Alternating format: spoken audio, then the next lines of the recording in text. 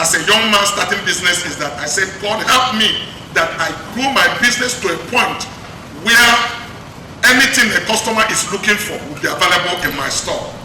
Initially, it was very difficult when you are starting small. Because initially, I am the managing director, I am the backward director, I am the accountant, I am the chief financial officer, I am the HR, I am the damaging and managing director. This is how you will be able to know if your goose is missing or if your boys are stealing from you.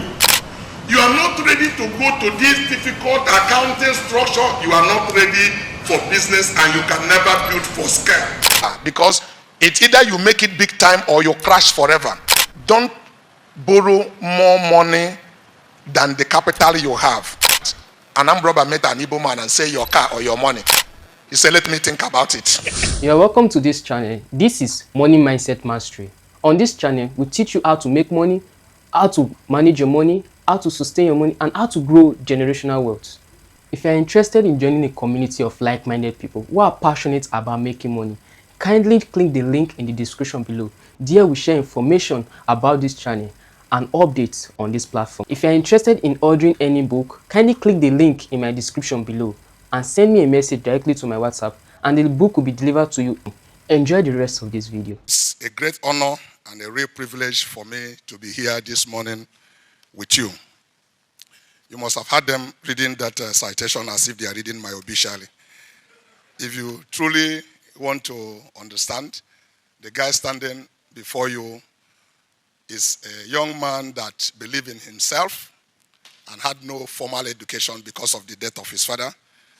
Forget about all those doctorate degrees. But if you do things right, the thing you are looking for will pursue you. Some of us are here now to understand how to run business. If we understand that business requires offering service and we stop pursuing money and pursue service rendering, money will pursue us as a reward for the services we have given. I didn't go to school, but by the things I've achieved, doctorate degree has continued to pursue me. So I then make decisions, the ones to choose and the one not to choose. At least I've had about 6 of them. I accepted only 2. Because I also would like to know the person honoring me. What has he achieved before he put an honor on me? Let's go straight to today's business. Good morning, ladies and gentlemen. And many thanks to Faith Foundation for inviting me to be a special guest of honor and a keynote speaker in this special event. May I first take the opportunity to formally welcome you to this year's Faith Foundation annual conference. I trust that all the alumni that have gone through the special entrepreneur program by Faith Foundation have achieved significant level of success in their various businesses. As an entrepreneur doing business in Nigeria, I am passionate about the opportunity around us from agriculture, banking, automobile, technology, telecommunication, real estate, and technology industries. I am particularly thrilled at the good work Faith Foundation has been doing over the years. I am delighted to speak on the theme, building for scale. So let us define scale. If we do not know exactly what we mean or what we are looking for, how will we know when we found it? Oxford Dictionary described scale as to climb to climb to the top of something that is high and difficult to climb. I would like to start by making us understand the basic of what we mean by building for scale. To grow our business at a high level that is difficult to attain is a subject that is very dear in my heart, because as a young man, I was very ambitious, coming from a background where no one gave me chance of survival. But I was hungry, truly hungry, because of the death of my father at the age of 4. My mother was left as a single parent with 4 kids. I happened to be the second in the family. And it was not long before the Nigeria Civil War broke out. We did not have enough to eat. My sibling and I fought over food, not meat. So to build a scale, one must develop a hunger mentality. I desire to climb to the top against all, and desire to climb at the top against all odds. I had worked for my uncle for 7 years without salary, because these are some of the things we want to be discussing this morning. I'm sure some of you must have read the book, Rich Dad, Poor Dad. Robert Kiyosaki said, don't work for money, work to learn. I had done apprenticeship for my uncle for 7 years, and where I earned no money, he clothed me and fed me. I used to sleep in a shop at Oyimbo bus stop at Ebutemeta, 88 Griffith Street. And early in the morning, some young men will wear short knicker, white up and down, and will close their hand like this and look at me and laugh and say, hey, look at him, that shop. And one day I put my hand in my mouth and I said, look at you, 5 years today I'll be better than you. So that was the university I went. 7 years I earned no money. But at the end of that 7 years, my uncle gave me 200 naira in 1976. And that was my stewardship for 7 years. My senior brother was of opinion that I leave the money and let us go home. But I asked him if he did have anyone to give me when we get home. I took the 200 naira with a different mindset, with that hunger mentality. I could have spent it in a restaurant that evening, blame everybody around me for what has gone wrong in my life, including blaming God and asking why did he take my father when I was 4 years. But I have a different mindset, and that's what I want you to get, part of the things I'm talking about this morning. So, with a vision to build an institution that will be timeless in its relevancy, Coscharis' mission is to deliver excellent products and services to its customer, giving them the highest value for their money. And as part of the company's corporate social responsibility, it will plow back resources into immediate and larger society, while ensuring that the employees have a sense of pride and fulfillment.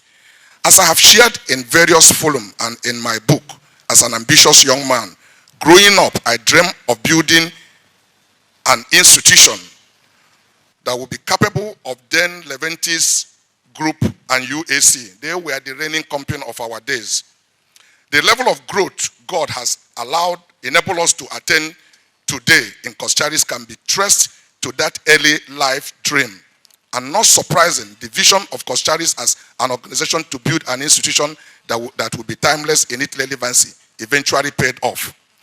As an interesting thing about dream is that at first it will appear unattainable, like a castle in the sky. But experience has shown that with dogged determination, unwavering commitment, and divine providence, a lawful dream can be achieved even in the face of daunting challenges. What is important is to learn the patience to go through the process to become rich and embrace the culture of hard work and engagement in legitimate business that demand determination to achieve success, with understanding that enduring success is not a product of chance or unplanned leadership. They are characterized by a clear vision and a growth strategies actualized through organizations and effective leadership. Sir Winston Churchill said, "It is not enough that we do our best sometime, but we have to do what is required." Doing business requires capital, and capital can be defined as resource. So one must learn how to utilize resources for sustainable development. There are three main features characterized in the word resources. 1, resources provide value or are seen as valuable. 2, resources are scarce, that is limitedly available. And 3, resources have potential to be depleted, meaning resources has a tendency to be used up much faster than it can be replenished.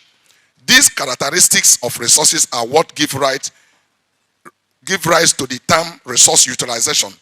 That in simple terms means the most efficient and effective use of available resources to achieve a desired result. That is to say, how well a person or organization or a country employs its resources to achieve a desired result or outcome. Building for scale, in my humble opinion, is building a sustainable business. The question that this team posed on us then is, what foundation have we built for a business and how can it achieve sustainability? The mantra in today's business is innovate or die. Innovation, on the other hand, is driven by having the right talents on hand. Today's new products and services are being rendered obsolete more quicker than ever. To stay ahead, small organizations must then simply become more adventurous and entrepreneurial in their thinking, more nimble in their execution, new strategies, and driven by entrepreneurial culture. From this premise, we highlight the following key defined controls which small businesses must imbibe early in life of the organization to achieve a sustainability in the future without caving in or capping their growth. These include setting a clear vision. That's what I've already addressed for your organization. Setting a clear vision, setting a clear organizational objective, talents and employee recruitment, innovation, positive organization culture, making solvier products and services, strong corporate governance, regulatory compliance and financial accountability, and talent making strategies. 1. A clear vision and mission statement. An entrepreneur must be clear in what it is that he plans to accomplish with his business and must be able to capture it in concise and unambiguous written language for others who will come to share in his vision to understand and run with. This must be reinforced rotationally within the organization and internalized by the stakeholders in order to actualize within its given time. 2. Constant research for talent. Whereas a business starts with the entrepreneur, who is the chief promoter of the business, and a handful of support staff who may either be relevant or who may be either be a relative or hired staff who believe in the vision of the promoter. At some point in the growth of the business, it must begin to admit additional workforce. When we started in Coscharis, I am the A to Z of that company. Many of us started differently. Some of you have some capital and some people have get you together to put money together for you to run the business. But the experience I'm sharing with you is how I started. My boss gave me 200 naira in 1975, a very small amount of money. So capital is not all that is required to do business. The knowledge you have in the business, for me, is played over 60% equation on what it requires to be successful in the things we are going to do. My excitement was not 200 naira. My excitement was that I can do with my life what I want to do from that day. I knew I was no more under anybody's tutorage. So my senior brother felt, he went to school, my mother supported him. He went to secondary school while I stopped in elementary 3 for hardship. It was hard for my mother to cope. But my excitement that day is that I'm going to put into work everything I have learned. I've always been waiting for that time. So when it came, I just felt so happy. I looked at my uncle. I said, "Uncle, you knew I served you well. I think I deserve better than what you gave me."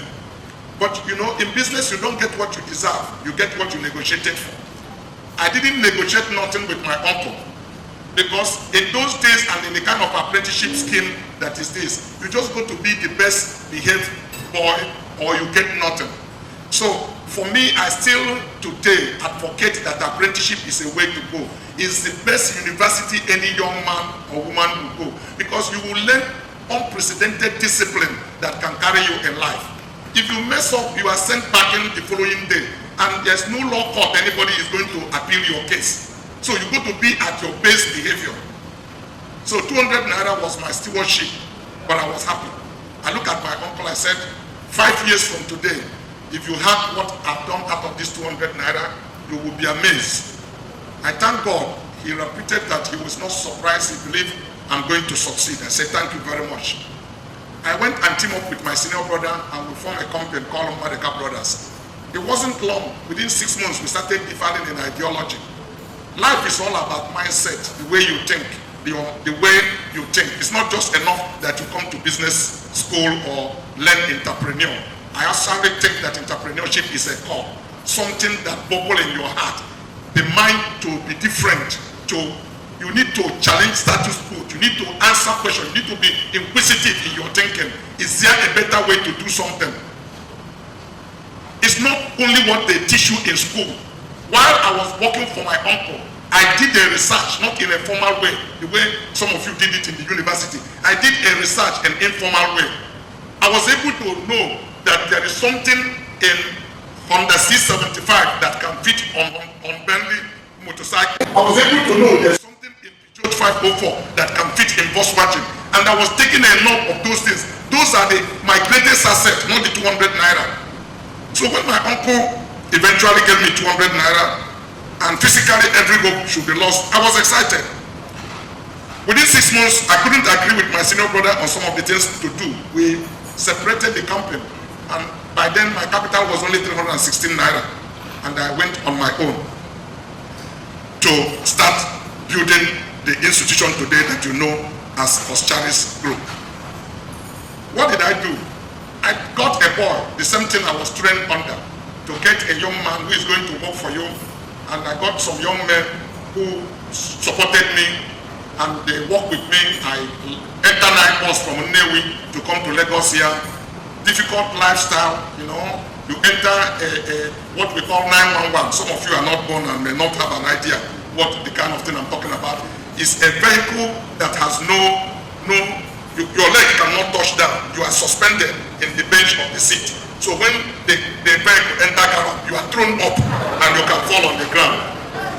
If it's raining, they use tarpaulin to cover all of you and then let somebody mess there. You are your own. Under this kind of atmosphere, you can't fool around. You just need, your head need to be correct. I started earning small money, but the ambition I have, I'm talking about vision now, was I was applying that money back in the business. Whatever I did not have in the office, I do not need it in my home. It was not a need at all. My goal as a young man starting business is that I said, God help me that I grow my business to a point where anything a customer is looking for will be available in my store. And that is, I had an eagle eye on capital, reinvesting every money I earn back into that business. Are you still following me? Okay, fine. Maybe this may not be what you expected this morning, but if you needed something more, maybe you should have called back to Tony or some other people to Mazi Oguapunwa to tell you some of those things. But I'm telling you what I learned in the streets that can be useful for your business.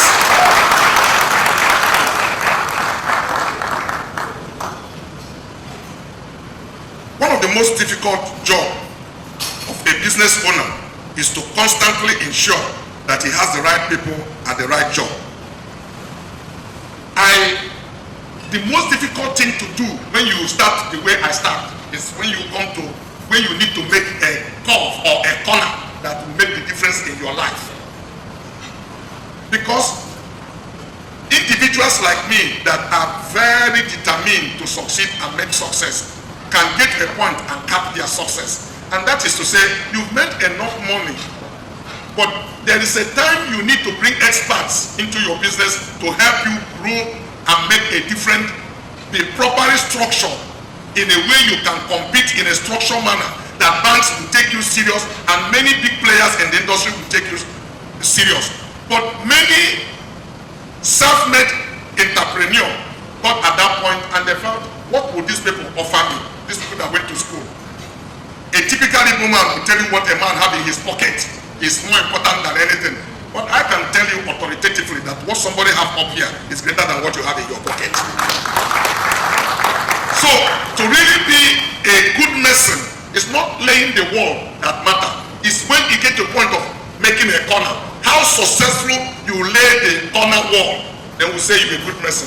And this was one of my major challenge, to know when to stop the usual traditional way of what other people that before me. Till my time, everybody in my village get boys to train them, to help them to learn the business. When you bring a boy, a young boy, and start teaching him what to do, by the 5th year, that boy is already mature. He knew all the ins and outs of the business. The training I had was such that your boss will import goods and he will cut off the letterhead, and so that you don't know where the goods is coming from. The consignment will come.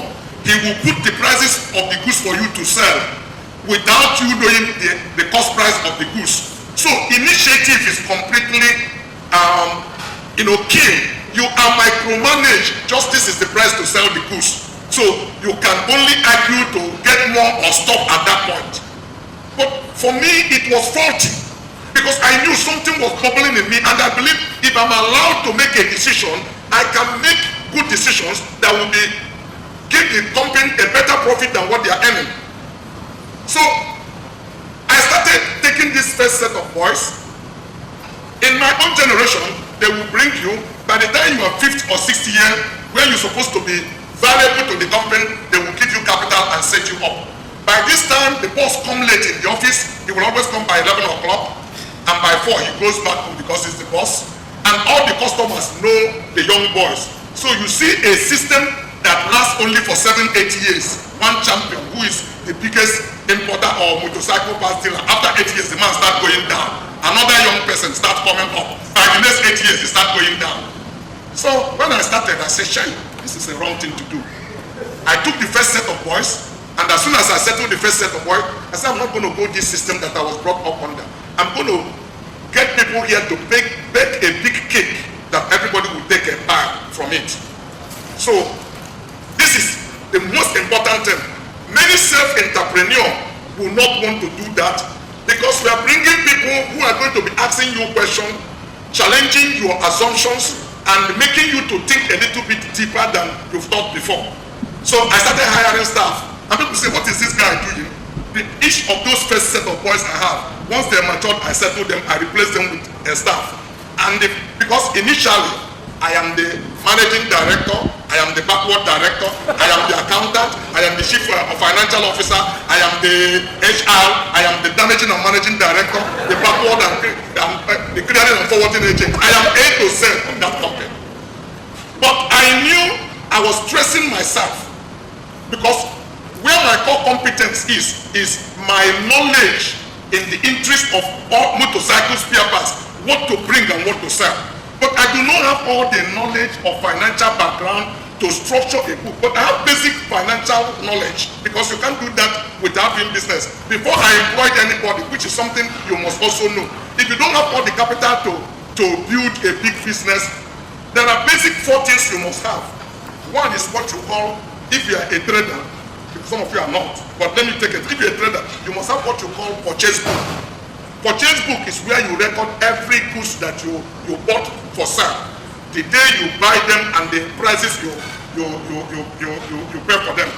Then you must have another book that is called sales book. Sales book is where you record everything you sell each day.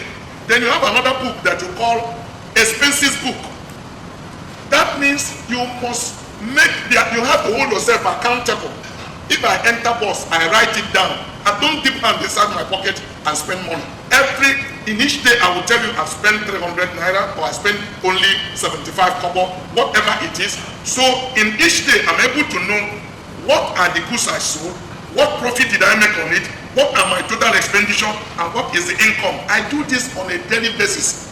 If for any reason I check my cash in the end of the day, I wasn't a banker then, I didn't know, I told you I stopped with my rent-a-trade. But these are basic, fundamental prerequisites for business. If at the end of the day I find out I had 25,000 and the things that I've recorded that I sold are only 18,000, I need to find what did I sell that this extra 7,000 is here, because 7,000 cannot jump by air to enter into my record. there must have been goods I sold that I did not record. And if I don't know how much goods I sold, because at the end of the day, after a daily activity, I take the sales book and get to my stock book. In this page of this stock book, I wrote, if I'm selling an article, say milk, on December 2017, I purchased 100 tins of milk. So in January 15, I sold 25 tins. I must come to the stock book and minus it. The balance is now 75. This is how you will be able to know if your goods is missing or if your boys are stealing from you. We do this when the customers has left and balances all the book before we go home. You are not ready to go to this difficult accounting structure. You are not ready for business and you can never build for scale. So this basic knowledge, you must have them before you even employ experts to come and help you. Because you also need to ask experts some questions that will help them to understand you are not completely novice in the things you are talking about. Otherwise, they can take things over your head and plan for you to where you can also crash that without you knowing. So, but if you have those knowledge, when they ask certain things, you ask them questions and say, but what happened if the other one happened? Your knowledge is limited, but they have the discipline to at least explain to you that you are on the right course. So these are things we did. Then we started bringing experts into the company who help us structure the company the way it should be. Because those number of years they spent in university was not for nothing. They also were taught basic things, the way to run a business in a professional manner. Where bank can take you serious, where you can have a book that you'll be able to, a financial that you can present to your creditors to be able to help you to do business. These are the system on what we did in Coscharis, because these are really the secret. I learned before I got anybody to join me in Coscharis, I pay myself salary. In the salary I paid myself, I give my wife money for feeding for our household. And I also hold my wife accountable for the money I give her. If she's going to cook a soup, I tell her, can you give me a list of what you want to buy? No, this is serious. And she will give me a list. And in the list, she will write a bottle of oil, a tin of this and that. I'll give her money. And then after 2 weeks, she tell me she's cooking another soup. I said, can I have a list? And if I see a bottle of oil, I said, yeah, well, 2 weeks ago, you took your money for oil. Why are you writing an oil again? You may think, is this crazy? I'm helping her also to teach her accountability and a life of, not to live a life of wastages. You can't throw things away. She needs to explain what happened to the oil we bought 2 weeks ago. Even though oil is not as it's a Coca-Cola that you have drank it. But if you have gone through poverty, the one I went through, you must be, your eyes must be sharp on every angle, looking for everything. Today, this lady I'm talking to you is the vice president of Coscharis and have a credit card that has no limit. But the foundation has to be laid right, eh? Okay. So these are some of the street smart that I am here to share with you. These are some of the basic things we did. Keep an eagle eye on the cash. Another problem with we Africans, especially Igbo people, where I came from, is that we are loquacious people. And once we start having money come, then we have arrived syndrome we sit on. That's the kind of thing I tell you for those bosses who came by 11 o'clock and by 4, they left office. Their business become a little secondary. They are the people who come very late in the office and go early, then leaving the business now in somebody's hand that it won't be long, they are going to set that person up, and that person start going up and they start going down, and they can freely put money in their pocket and spend. And village friends and everybody will come, because once success grow, you see success has many friendship. People come and they say, oh God, things are going well. We have a culture that if you need to cry, we make you cry. I don't spend money I do not earn. We have 7 world-class brands under our institution. We manufacture Ford. We assemble Ford trucks today in Nigeria. Several things we do. But business is like a wildfire. If you succeed, it ignites to the second thing and you continue to move on. Today, we borrow in Nigerian bank on a negative pledge. I didn't pick it on the street. When I grew up as a young man, I knew one of the most scarce commodity in Nigeria is integrity. And I knew to be able to succeed, that I need to utilize this very well. And I started working with the Japanese, whom taught me integrity, not church, not mosque. The Japanese commit suicide if they make a promise to you and they cannot keep it, they take their life. And write you a letter of apology and say they are sorry they disappointed you. There's no explanation good enough for them not to keep their promise. A Japanese is happy to hear that the roof of your house caved in, but you met a payment obligation of yesterday, as you say you would do. But Nigeria will say, I won't kill myself. One of my friends I took to Japan, the Japanese said, please kill yourself. Because you promised. It's honorable for him to know you died because you don't keep your promise. You say, what am I teaching you? I'm teaching you how to commit suicide. But it's teaching you to know that you cannot compromise integrity. As a matter of fact, you are not rich until people can trust you. Anything you think you are doing is baseless. But this is where I found a loophole that this is a scarce commodity in Nigerian business environment, and the Japanese taught me that, and I worked hard. And I started securing suppliers' credit, which is better for you than borrowing from bank. Bank money has interest, Saturday, Sunday, Friday, public holiday. And they will ask you to bring your grandfather, your mother-in-law, the baby in your womb as a collateral to be able to give you the money. So, and now if you don't have a basis, you have not had a established, tested business, and you go to borrow money from the bank, is the easiest way to commit suicide. Because the little you have will disappear, and the one you are trying to get, you will not get. So you need to learn that bank borrowing, you can only leverage on it, but you can't plan your business on bank borrowing. Bank borrowing will be only 20%, or if I think it can be only 10 or 15% of what you're required to do your business. The real thing is for you to build your own capital or get suppliers credit. When I discovered this, many people thought I was a magician because I got the Japanese to trust me. The Japanese don't trust you easily.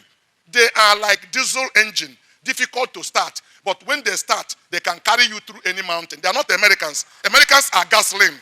They easily crack. But the Japanese will have a meeting with him. He will not receive you in his office. He will meet you in a coffee shop.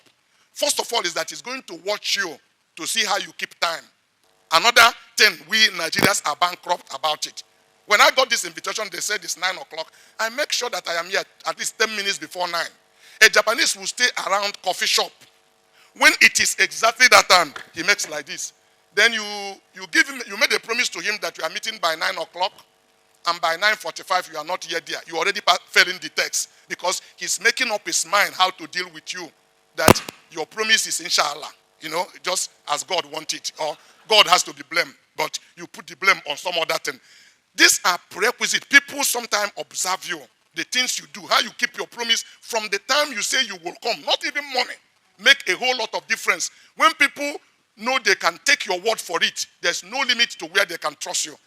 Today, I work with all these world-class brand name on open account. BMW ship me cars without any payment from me.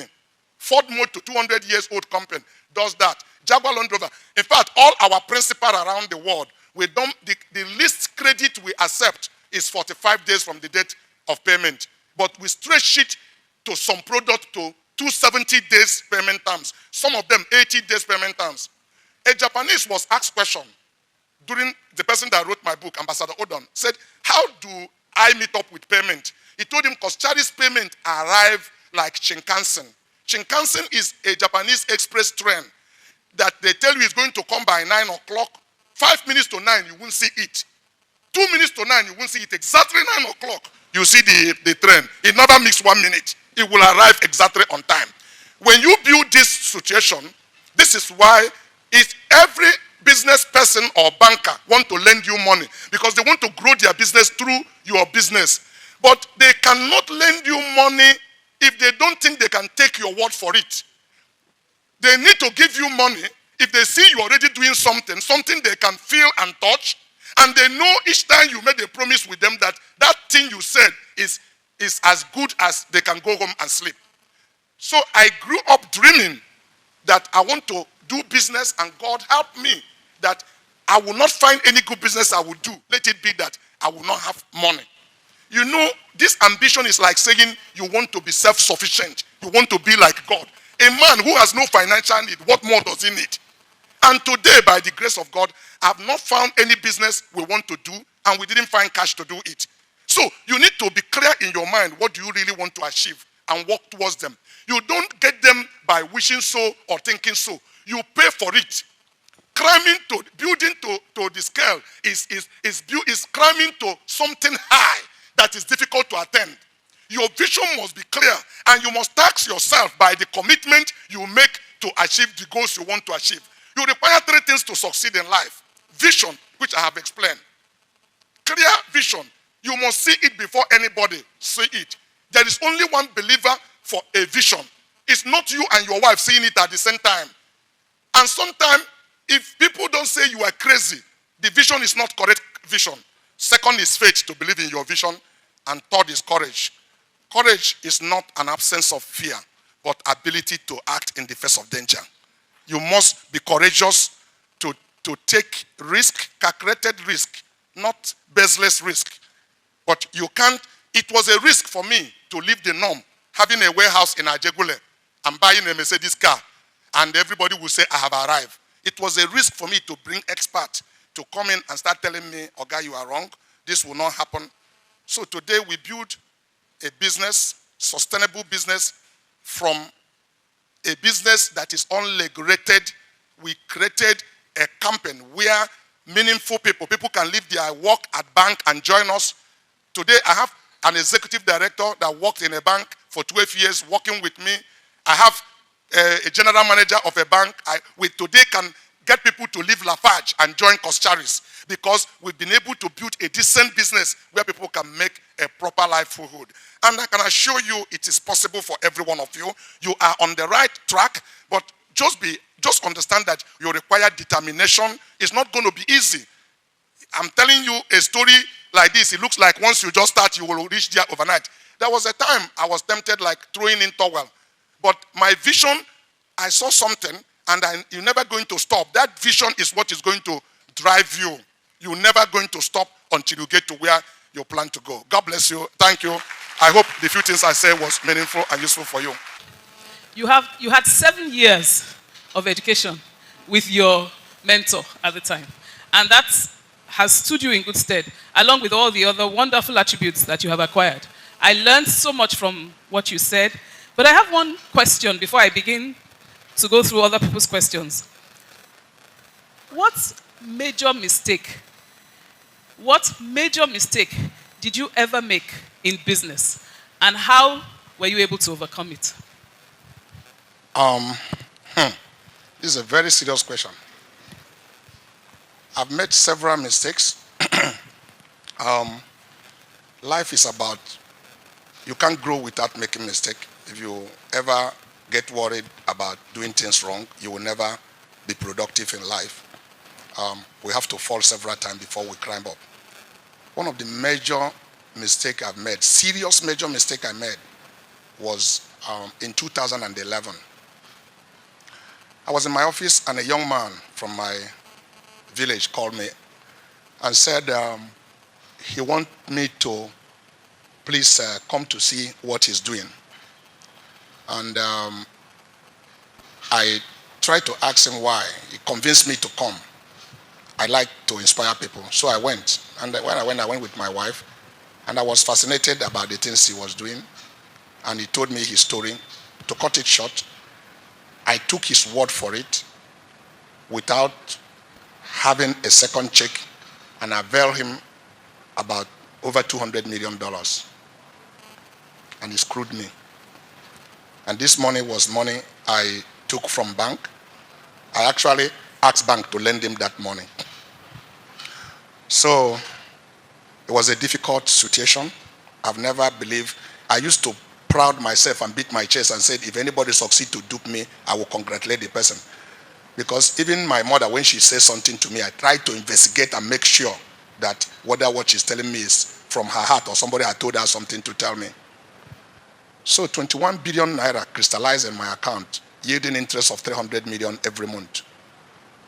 It's like a man breathing to death. If you don't stop that breath, you can die. It's the most difficult challenge I've ever met in my life, but if you also want to know, it's the best test I've ever met in my life. and I will explain it in a short word. You never know who you are until you see what you can do. And you can only know who you are if you do something that you know nobody will find out you do otherwise, but you do the correct thing.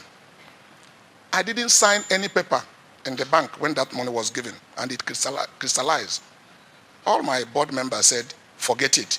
We will not, ruin Coscharis because of this. After all, the LC was not open in Coscharis' name. We didn't sign any paper. This has nothing to do with us. The bank gave the money. They should carry their responsibility. The guy who we gave the money is willing to buy. And we finished the board meeting. Everybody left. But I asked myself another strong question.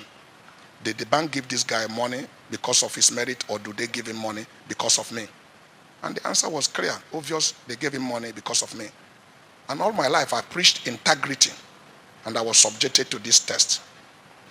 I called the managing director of the bank. I said, send me that paper. And he sent me the paper, and I signed it. I went home that day. I jumped up. Oh, I won. I won. I won. My wife said, you won? Where's the lottery? When did you become a gambler? What did you win? I said, I won. She asked me again. I said, I won. He said, what do you mean? Please be serious. I said, I signed that paper. She screamed, said, you signed? I said, yes, I signed. I used to own about 25% in one of the financial institutions in Nigeria. I sold everything I have there and paid that debt. I have a peace. I did not breach integrity. That's my greatest trial, and that's my greatest mistake.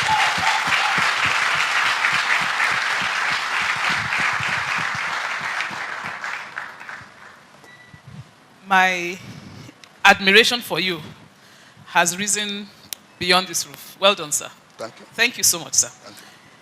I am now going to questions from the audience. Some of you, your writing is like the writing of the doctors. of the doctor, but I will try my best. Come to think of it, why does Cosmas Maduka always use such heavy words like risk, vision, financial discipline, and even says things like, don't chase money? Because you understand something most people learn too late. When he says keep proper record and practice financial disciplines, he's warning people who run business emotionally, people who don't know their profits, expenses, or where money disappears to. Many people want the lifestyle of success without building the foundation that can sustain it. That's why he keeps repeating that entrepreneurship is about solving problems, not chasing quick money. Because when your focus is only money, you may cut corners, lose trust, and destroy opportunities that could have lasted for generations. And when he talks about integrity as currency, he's speaking from experience. Imagine losing billions and still surviving because people trusted your name enough to give you another chance. That shows that sometimes your reputation can be worth more than cash in your accounts. Many people remain small because fear keeps them in safe space. So he talks about courage and risks, reminding us that growth requires uncomfortable decisions. And as you keep watching this video, remember, success is not built on motivation alone. Like this video and subscribe. If your business is already over leveraged, how do you build your own capital and or get credibility to build upskill and remain in business? It's wrong for you to build a business that is over leveraged, because that's an average problem young people, especially people from my area, have. We overtrade. Many of us don't set out to go and cheat people, but you overstretch yourself. When you are in a hurry to grow, you take short-term fund and invest them into long-term project. It won't be long. You are start struggling. You are not meeting up your obligation. At that point, nobody wants to lend you money. If you really want to know the secret, let bank know you don't need their money. Let them pursue you to lend you their money. If anybody you tell you need this thing so much, is careful to give it to you. So when you are already over leveraged, that's the time nobody wants to. People felt that you're already in a big hole, that dragging you out, they may also get sunk, and they leave you alone on your own. So I advocate enduring success, as I said earlier, is not a product of chance. It's characterized by a structured and well-planned organization. You need to plan for growth. don't borrow more money than the capital you have. People can do it and succeed, and many people are doing it succeeding, but you are not anything better than any gambler, because it's either you make it big time or you crash forever. You can sustain growth by gradually growing. Borrowing a money you can discount. If the worst come to us, you quickly pay off that money and trade it off over a period of time. I have never support anybody taking more money than he has capacity to manage or that his business can take. So if you're already there, you need to find a way to walk yourself back, because in a situation like this, bank may continue to support you, but you have actually make yourself a slave. You can work for them for the next 10 years, working to pay bank interest and giving them money, and you have organization that people thought something is out of it, but you are a slave to bankers, because every year they clean off everything you earn. That's my answer. Thank you, sir. I think I'm one of the few people in the hall who remember the value of 200 naira in 1975. That's right. Because I remember in 1978, my brother gave me 100 naira. It was his whole month's salary, and as a school cert holder, and I valued it a lot.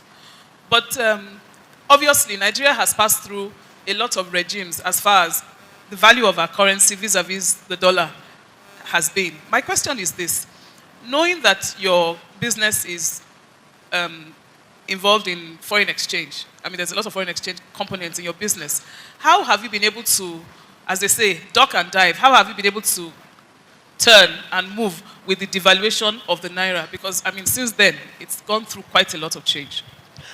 Okay, let me start from where you made a reference. 200 naira in 1976 is still less than 400 US dollars. The highest our currency got was 1 naira was $1.88, less than 12 cents, you get $2. So it's still less than $400. So it's a pretty small amount of money. Yes. If you don't know what you are doing, you can also spend it in one day. Yes. Our currency has gone through a lot of devaluation. It all subject to the business you are doing.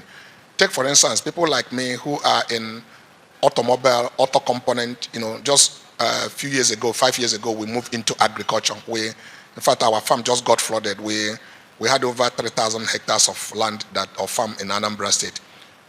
But the thing we are doing before, you are keeping a product. That product is at a value. So when exchange rate change, you revalue the product. So in actuality, it is the consumers that are taking the hit more than business people, because if whatever you have is valuable, the risk you're taking are just the goods you sold on credit, because they are not going to repay you on a revalued rate. But if the merchandise are still with you, you can always revalue them in the currency of today, so you still have the same amount of money relatively to whatever the rate is today. And that's how we've been able to manage. It actually has never been an issue to us, but it has been an issue to a lot of people. In fact, if we want to put it, for a layman on the street from 2014 to now has been over 100% poorer than he was before. Because if you are earning 150,000 naira when exchange rate was 165 naira, and today's exchange rate is 365 naira, 100% of it is 330, but it's 365, and you are still earning 150. So you are already like 100% poorer than you were, because that is how the price of things has been multiplied back in the market. So that is the problem in the country. Rather than the government taking people out of poverty, they are pushing more people back into poverty in the last 5 years, which is unfortunate. Yeah. Thank you, sir. A question from the audience. It says, we are witnessing the emergence of strong, small-scale multinational companies from Nigeria establishing presence in other African countries. Do you think these SMEs have a future in these places? How successful has Coscharis been in the African expansion? Yes. I used to sit in the board of Access Bank, and when we had the program of Africa, whatever, I usually tell Ike Herbert, I say, can you hasten slowly? Some of the African countries are very, very small economy, and really, some of them are small.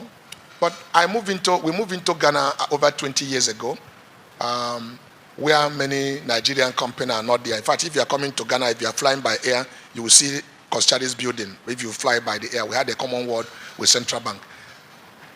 Somebody took me to Ghana to go and to a gold field. As we were moving on the street of Ghana, I was looking at liquidating cars, smoking and all of that. I drove with my BMW. The following day, he said that he came in the morning, let us go. I told him I'm ready to go back to Nigeria. And he was wondering why. I said, I find another gold field. So why am I going to inside bush for something I don't know? And there's already gold field that I saw. So I went back to Ghana and established my motor spare parts business. It's a good outing. Then many of the products are regulated.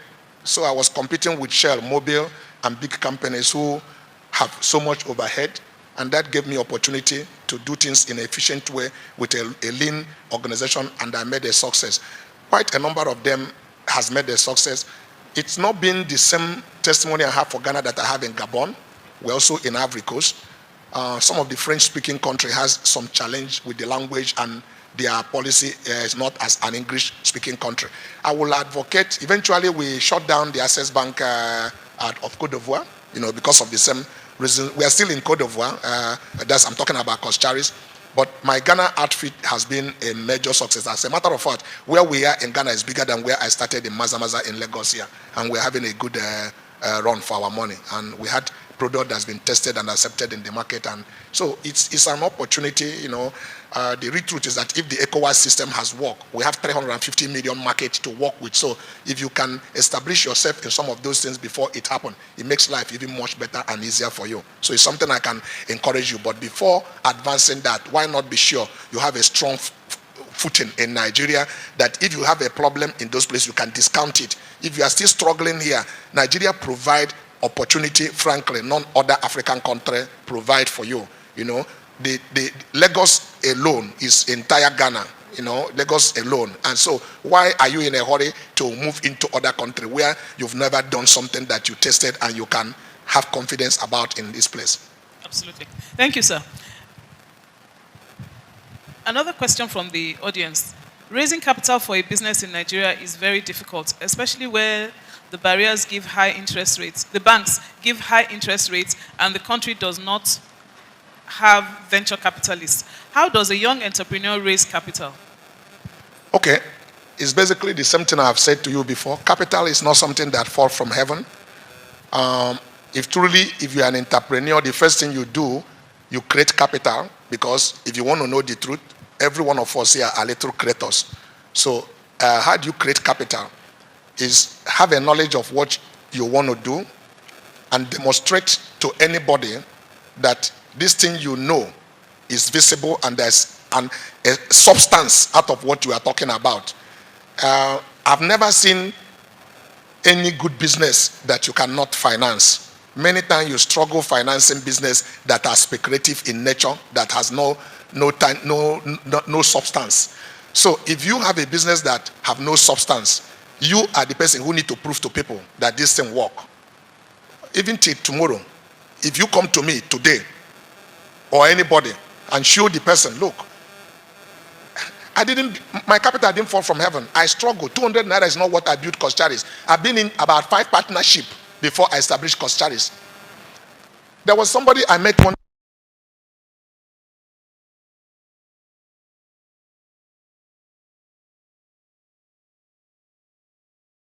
Yeah. Struggling as a young man. At a time, I met somebody to say, if you give me 5,000 naira, I will make it 10,000 by the end of the year. It may not sound something big to you, but that is 100% return on investment. That's what it means in 1 year. The person knew I was doing something and can relate to the things I was doing, and he dared me and gave me 5,000 naira. That year, I made 18,000. The total money, actually, I grew the total cash to 18,000. The same thing I'm telling you about integrity. I went back to him and made an account to him. I told him the whole money was 18,000. He didn't believe me.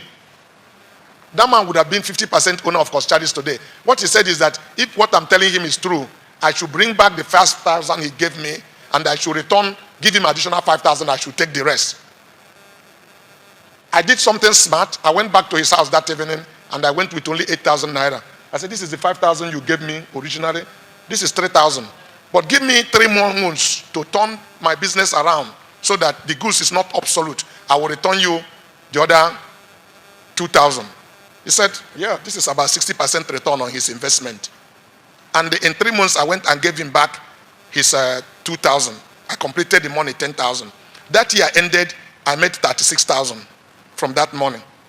In the second year of it, I made 360,000. So, if you have something doing that people can relate to, that you can articulate and explain it to somebody and say, I started this thing from here, this is where it is now. I can grow it further. It's suffering for cash. There are a lot of people who have money who are earning 8% or 10% in the bank, and they will be willing to venture into your business. But they want to see, where are you coming from? Not that you jump out of school, tell him I just finished an entrepreneur school and my head is scattering now. If you give me 10 million, I will make it 100 million. Nobody will do that. If that person did that, his sense is not correct. Thank you.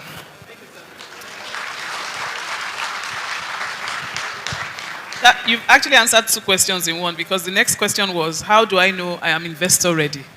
So that's answered. Thank you very much, sir. I have another question here. I mean, this is because your own speech involved practical and even home front issues. So one of the questions here says, if you're in business with your spouse, but you find that your spouse is laid back and you have to do everything and you have equal shares. Oh, sorry. You have to do everything, but he wants equal shares. What do you do?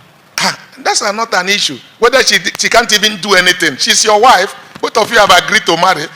So I think it's a man in this situation. Eh? I think it's a man. It's a man. Okay. That is the spouse that is laid back. Okay. It's the same thing.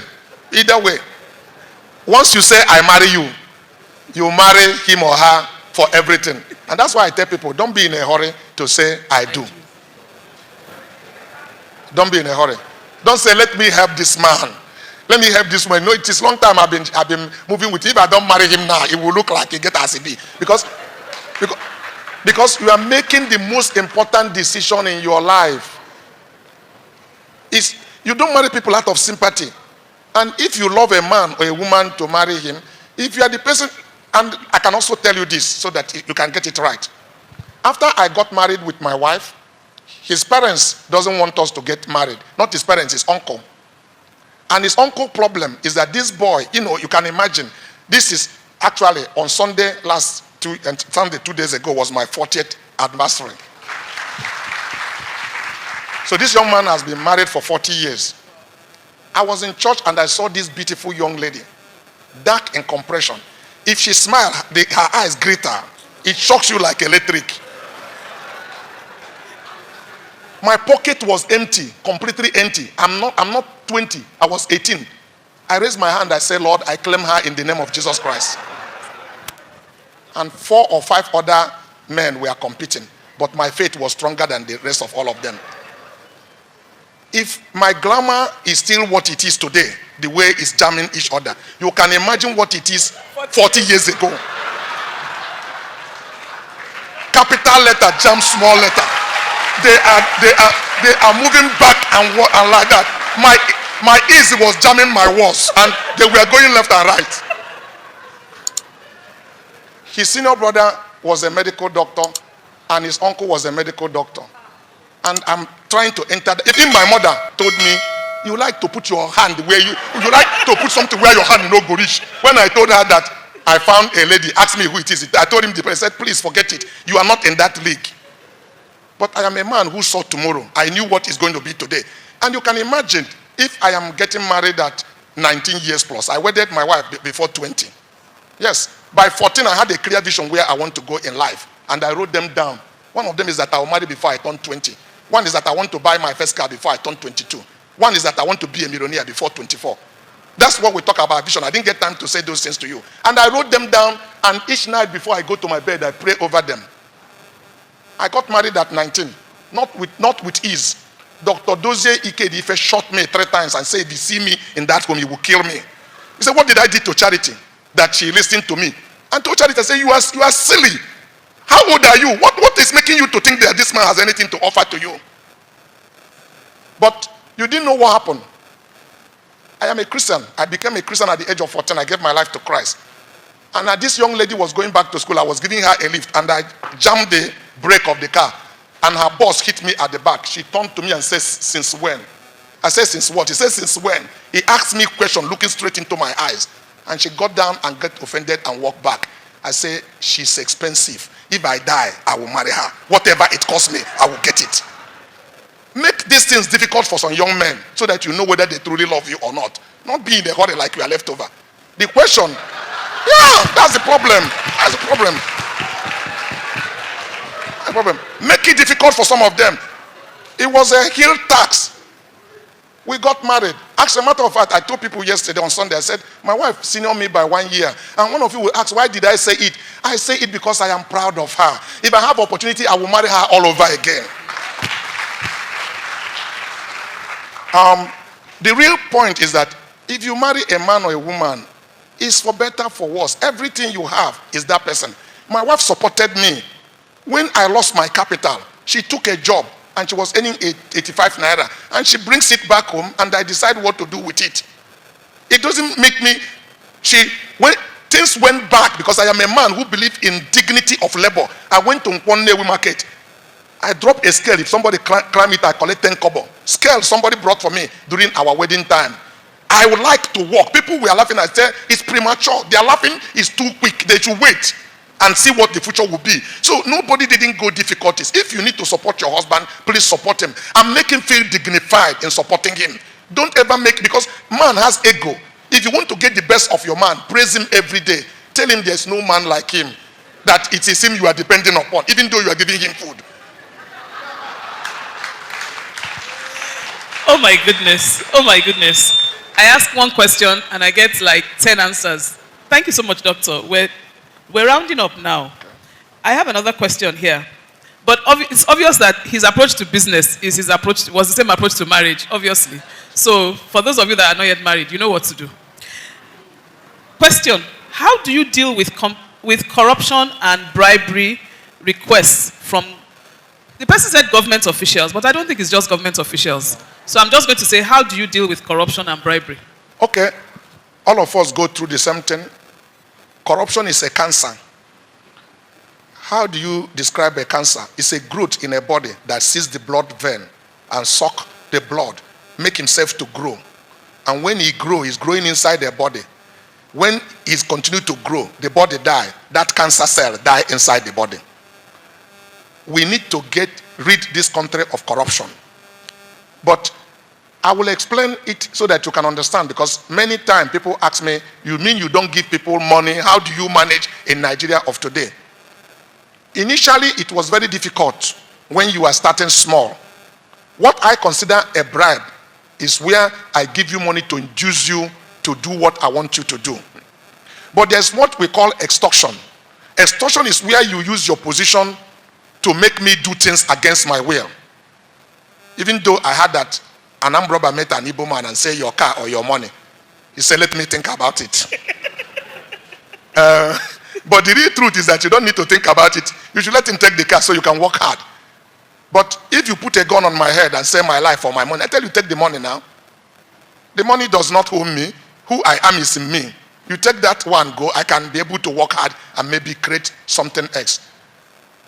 But when you grow, get your business to a certain level, you have muscle to shout and to negotiate. And I am sure you will not believe this to be truth. I will actually advise you, don't build, part of the thing I didn't say before, don't build your business against government contract. That's a wrong model. You can make money out of it, but if you truly want to believe me, you will be more independent if you create a business that stands on its own.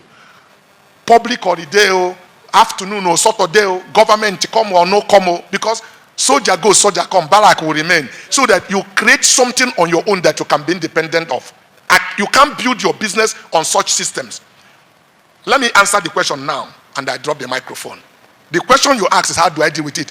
I deal with it today effortlessly. Nobody can put me, the stage I arrived today. If I tell you there's a job worth $86 million I won last year, I never spoke to anybody. I didn't discuss with the head of the department or anybody, but I won it purely on merit and what I believed in. Now, if I finish doing this job and decided to show an appreciation. That's not corruption. That's my own this is my own decision, because I have even done it to some people and said, you are embarrassing me. Why do you want to do this? You didn't ask me. I said, but you didn't ask me for money. But it's a different thing.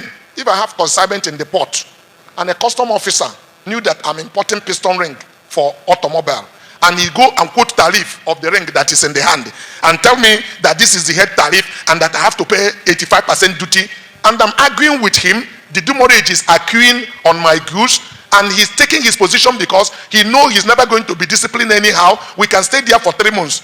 If I don't give him money, I'm not a smart business person, because it's what he asks, I give him so I can carry my consignment and go away. Because while I'm waiting, the bank interest rate is also accumulating, and the possibility of me defaulting on the transaction. So it's relative what you have in mind by this question. But I've tried to answer it in many ways so you can choose if it fits what you have in mind. God bless you. Absolutely.